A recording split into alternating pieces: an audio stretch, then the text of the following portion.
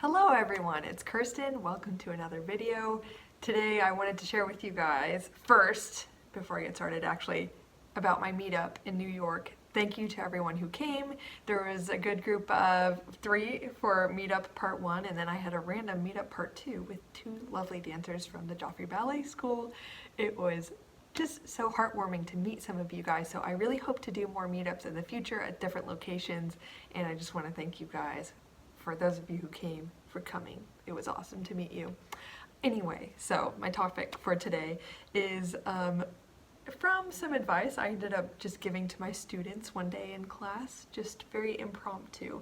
And I thought, this is pretty good. I'll share it in a video. What it is for you guys who have a personality. No, reframe. Everyone has a personality. I don't want to make it seem that if you're an extrovert, you have personality, and if you don't like to talk or you're quiet, you don't. That's a lie. That's a lie from the devil.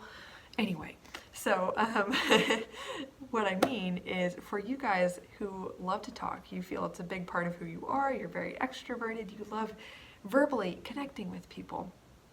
This doesn't always work out so well in ballet class, and for some, they feel like they can't be themselves in class.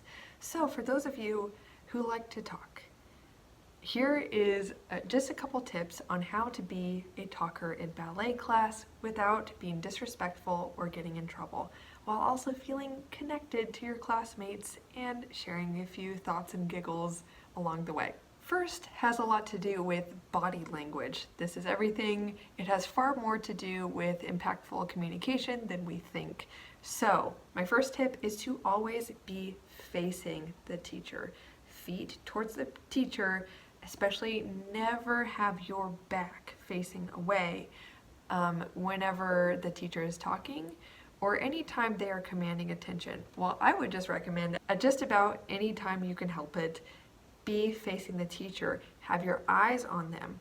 There's a lot of verbal communication that can happen whenever your feet, your body, facing the teacher, your eyes are on them, so you know when they're about to speak, you know when they're looking at you, you are much more aware of when it is appropriate to speak and at what volume than if you were to be completely absorbed in a conversation, facing your classmate, your back is, maybe you're facing to the side or facing completely away from the instructor. That is a huge no-no and is very, very likely, it's much more likely that you would get in trouble in that instance. As opposed to if you're looking or facing their way, you're much more likely to be able to stop at a appropriate time when necessary. That is personally how, as a talker myself, I always appeared attentive, engaged, and respectful in ballet class. Well, you know, I'll say at least 99% of the time. I was usually perceived as such, despite the fact that I usually had a conversation with just about everyone in the room before class was over, because that's just what brings my heart joy. And I was able to navigate that situation in my extroversion with some level of grace, I hope, I think. That's my personal opinion, so I'm here to share that with you. The second thing, be aware of your volume, obviously, but my tip is really to make sure that you are never the loudest. Basically, expand your awareness beyond what you're just saying and how you're talking to another person to be picking up if another person's talking. Or, well, obviously we all know don't talk when the teacher's talking. Obviously, I hope, well, surely we all cognitively know that. I hope that you are integrating that learning into your ballet class experience. As a teacher, I would strongly hope that you don't do that. But essentially, you may speak, just always make sure that someone else is talking louder than you, okay? If you hear your own voice, and that is the only thing you hear in the room, chances are you're about to get called out. And the big danger is that, especially in a company environment or a professional school, the more, if you are caught speaking in an inappropriate volume, manner, or time, more than once, it is really hard to come back from that reputation as being somewhat disrespectful. Impressions can be made very quickly and they can be strong, hard to change. So I would really recommend being just ultra aware. You may speak, just make sure that you are doing it appropriately and consciously. I also just want to add a quick little thing. This doesn't necessarily have to do with talking, but the more you are moving your body and commanding attention in that way, the more you are likely to be noticed for talking. I notice not a lot of teachers will yell at you for moving too much, but if you are moving, expressing yourself a lot with your body, and even speaking quietly, you're going to get attention and they're going to say, stop fooling around or stop talking. Another tip is to just generally present yourself as a congenial, communicative person. A big reason that I rarely got in trouble for talking so much, despite the fact that I talked so much, both in my training and in a company, is that I always positioned myself and made myself known as a person who is very engaged. I present myself well. I speak well. I have relationships with the staff.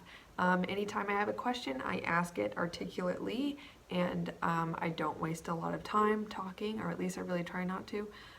Whenever, I'm asking a question or I'm the only one talking, I'm very thoughtful. I presented myself as thoughtful and respectful in general. And that overall impression, even when I was caught for talking here and there, every now and then, my character was very evident. And whoever was reprimanding me knew enough about the fact that I am a respectful person and always mean well, and I just enjoy connecting with others. And sharing, joy and spreading joy in the room, to where it wasn't a serious threat to my reputation. So make yourself known intentionally for the way you want to be known, hopefully in a positive light. So just be aware of that, and overall present yourself in a way that speaks loudly enough and makes enough an impression to where the occasional chit-chat doesn't severely scar your reputation.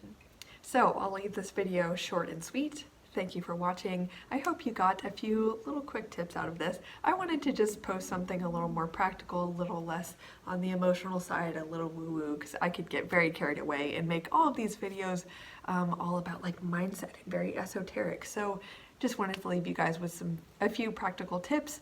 If you happen to be talkers like me, which I imagine, if you're watching my videos that are like 20 minutes long, chances are you like to talk just as much as you like to listen. Maybe. That's actually a big assumption. Might be totally wrong. But regardless, here I go. I'll end this. Thanks for watching. Stay tuned for a video next week. And actually, there's an exciting surprise announcement coming up. So stay tuned for that. Subscribe if you haven't already. And I will see you guys soon.